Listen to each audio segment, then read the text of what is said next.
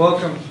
Any day you can acquire a Hall of Fame level player is a good day for the franchise. We're very excited to announce the trade for Chris Paul. I first want to thank Patrick Beverley, who gave so much to the Rockets over the years. It was really the heart and soul of the team. It's tough to see him go. Sam Decker, tons of potential. Lou Williams, Cal Wilcher. Want to thank what they've done for the franchise. Also want to thank Mr. Alexander, who gave us the resources today to, I think, pull off how many trades we did? Six trades. Really put his foot forward to say, let's do everything to not only get Chris Paul, but also get the resources so that we can continue to improve the team.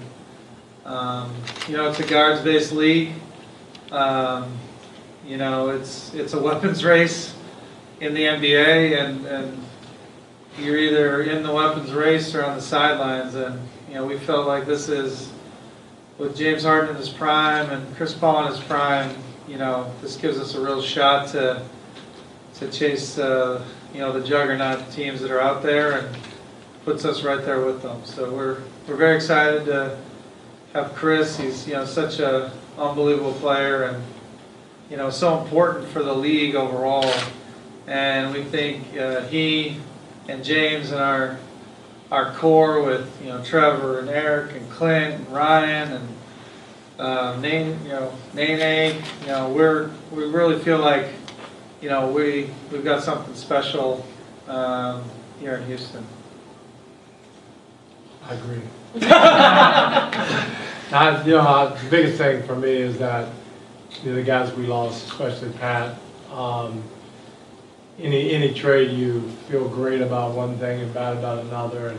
And Pat's, I've probably coached 160 guys in this league, and he's one of the top 5. I mean, just his heart and soul and what he does, and so is Joyce. So you hate that, but Chris Paul is Chris Paul, and I've always thought Chris for the last 10 years been the best point guard in the league until I coached James, obviously. So it's great to have both of them. We got and the good thing about it is a lot of people will question how they play together. One's on the ball, you can go through all that. You can say what bad things, but then you look at the good things, what they could do together, and a way outweighs the bad things. And it's a little bit like the USA basketball, or like Durant going to Golden State. You can sit around all day and say, "Wow, that wouldn't work." Well, guess what? It does, because they want it to work. And I know James and Chris wanted to work, and that's all it takes. It's like USA basketball, when they all went there with all their egos and all stars in every team. Why does that work? Because they played in the United States. They didn't play for individual stuff or a contract or anything else. And I think James and Pat are both. James and Chris are both at that point in their career where that'll happen. And when that happens, you can't have too many point guards on the floor. You can't have too many smart guys. You can't have too many stars. And we just got to make it work. Open for questions. Daryl, how long have you been working on this, and when did it finally become like something that could happen? Well, we were talking to Clippers about a potential July sign and trade if it got to that, but really, really we can't advance the ball there. We always expected it to be in July, and then the Clippers reached out to us about the possibility of maybe a trade earlier might work, and we jumped at it. I think it was smart by the Clippers. It was a win, really a win-win type situation where we can acquire Chris early. It allows us to continue to have our exceptions to go out into free agency with some larger dollars. We have the ability to use full mid-level, biannual.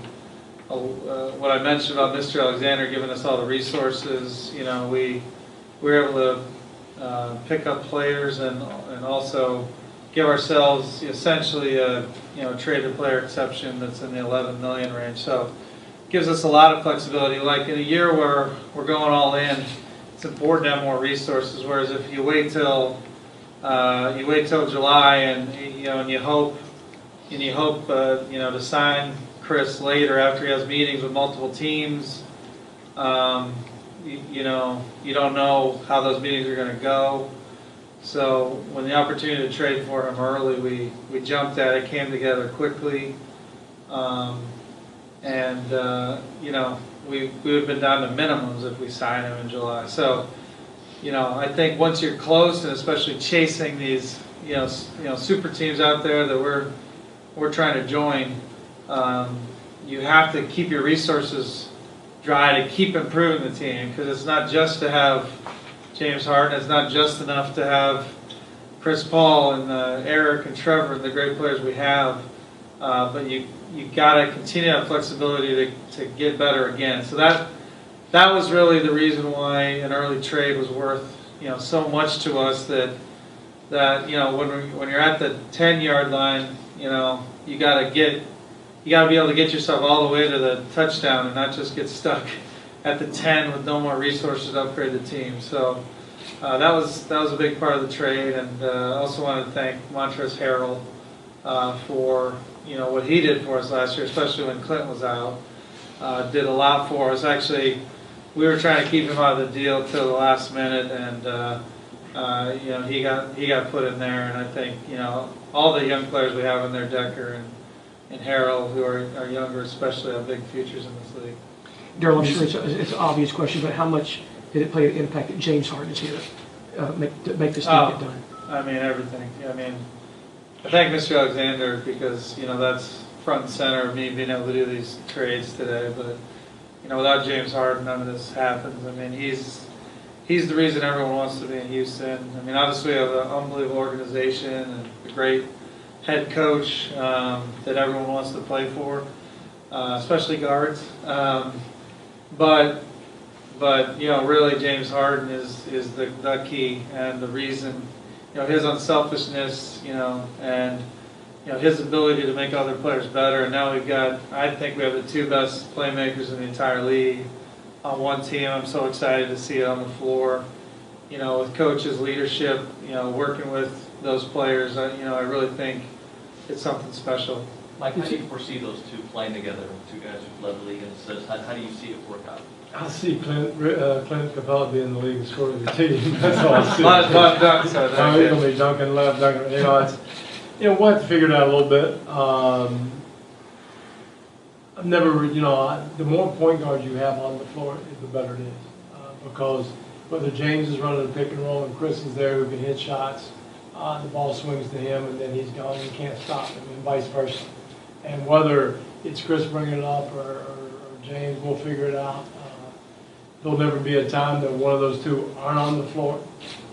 So that makes it pretty good all the way through. So there's endless possibilities, and and again, I'm concentrating on them, but Eric Gordon and Trevor and all these other guys and Nene, and they're all just as valuable.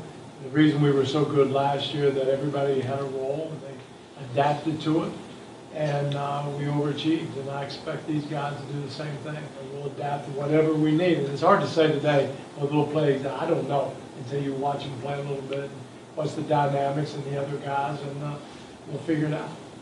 Is it your intention or planning long-term to sign Chris to the max deal next summer?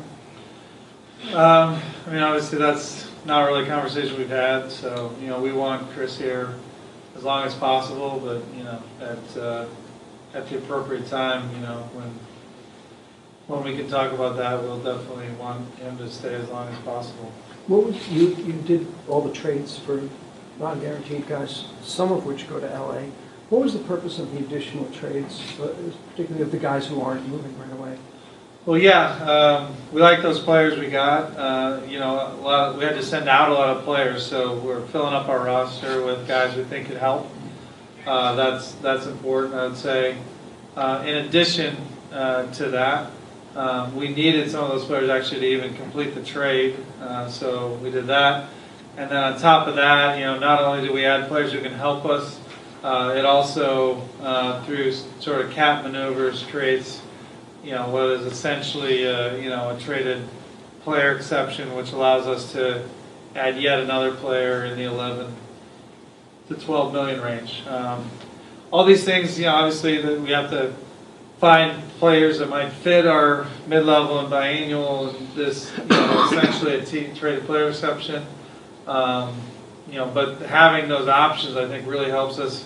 Another advantage, and why we, when the Clippers approached us, we really thought it was a win-win, and they were very smart to do it early because, at this early juncture, it's worth more to us, so they can actually get more value as well.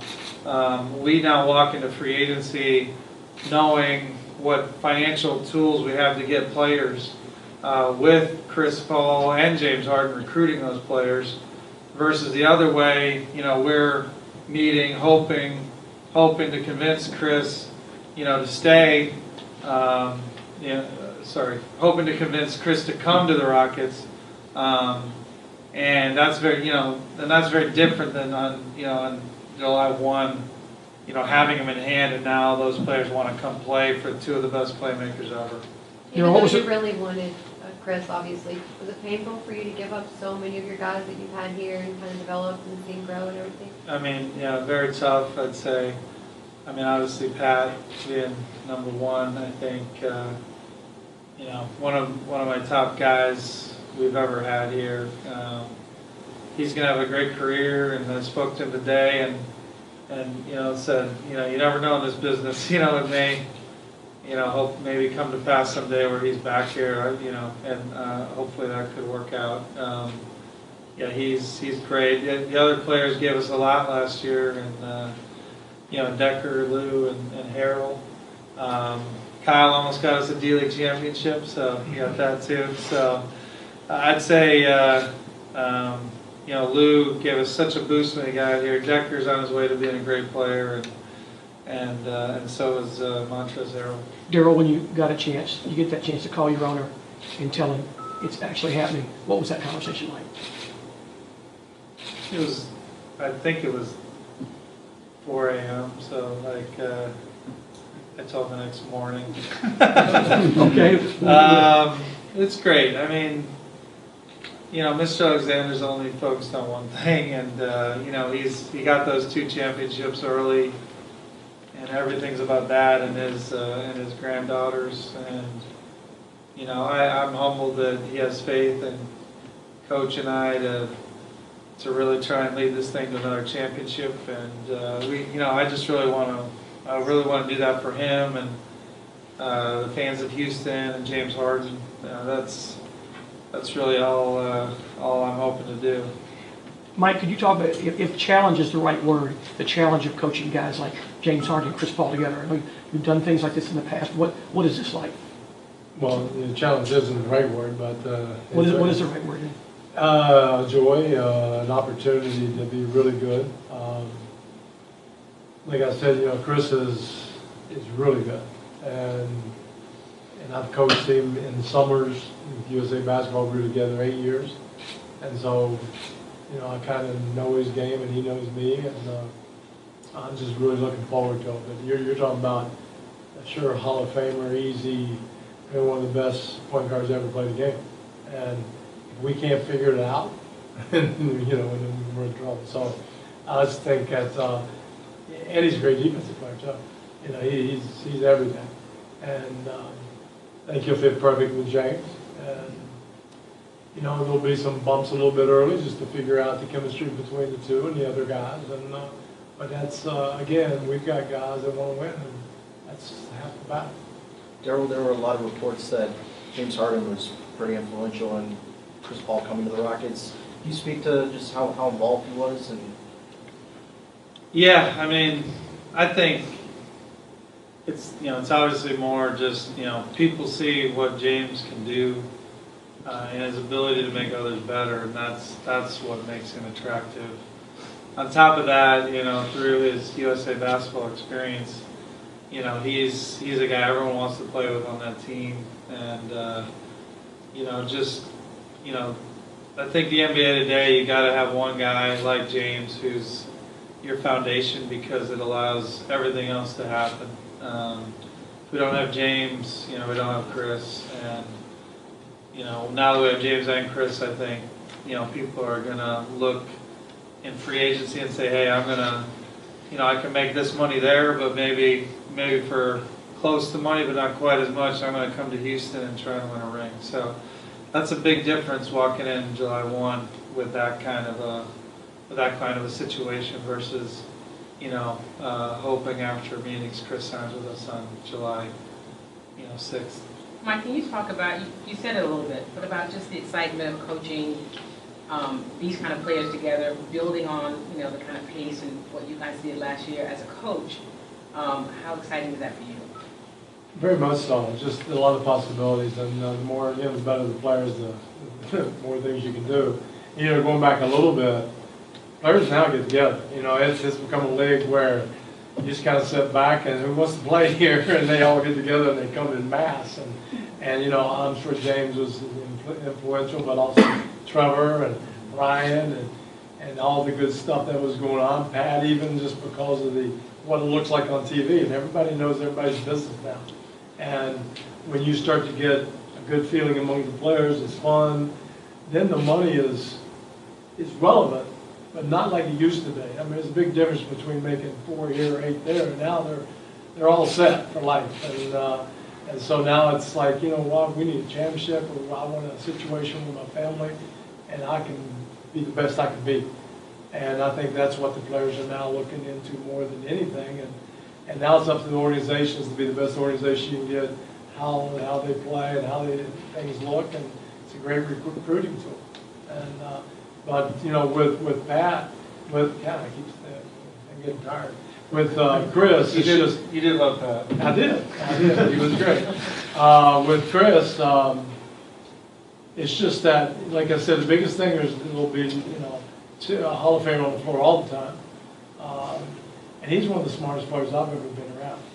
And James is really smart. So it gives you a real chance to be able just to figure things out and try to make it the best it can be. But we were really good offensively last year. I mean, Daryl can tell you the numbers. There's no reason why we're not better at all. And I think under Jeff, another year of guys doing the same thing, we'll be better defensively. So. And it's still a long ways to go to Golden State. And then the bottom line is you see Golden State play and go, well, we don't want to play for second. Nobody wants to play for second. So we're trying to get up there and be a legitimate contender. You made a lot of references to some of your free agency thinking and how it's changed. Well, is there a way you can describe the kind of player you want to add? What sort of qualities that... Ones that help us win. Narrative, position, strength, style.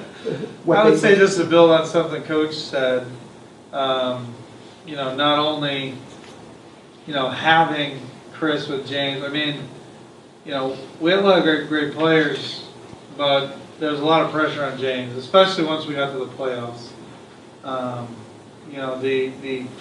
With him being the focal point. Against night after night the best defense in the league in the playoffs. After playing a long season of him, carrying a big offensive load. That's tough. He obviously did it, carried us very far. We all were disappointed it wasn't farther, but it was a hell of a year, and we wish it had gone farther. Chris and him are going to carry each other through the season, get us in a good spot, good seed, and then in the playoffs we are so much stronger to face who we're going to face in the playoffs. Having two guys who have had that much experience and can handle that much of a load. So with our free agency, we're looking for more guys who can really help us in those playoff series. Any other questions?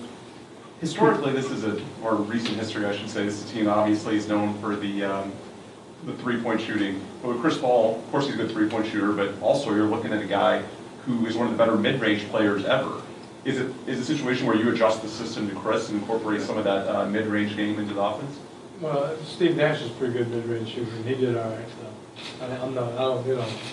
he might fire me because we don't take Oh, enough threes, but, you know, It still counts 3 versus 2. it does, it does. The shot chart might not look exactly the way it did last year, but you play the strength of your team. And, you know, again, we just try to shoot over, adjusted field goal percentage over 50%. We make sure around 55. He shoots like 53 from 2. Oh, so, yeah, crazy. so, okay. But, you know, we'll still shoot threes. You know, we're just trying to score as much as possible, and Chris is good from everywhere, so, Yeah. you know, we have real Hall of Famers can do whatever they want, probably, so that's fine. So who did you call at 4 a.m.? It wasn't me. 4 a.m.? Heck no, I was just too old for that. Well, it was 5 a.m. on the East Coast, so yeah, no, I called James because, you know, thought he might be up.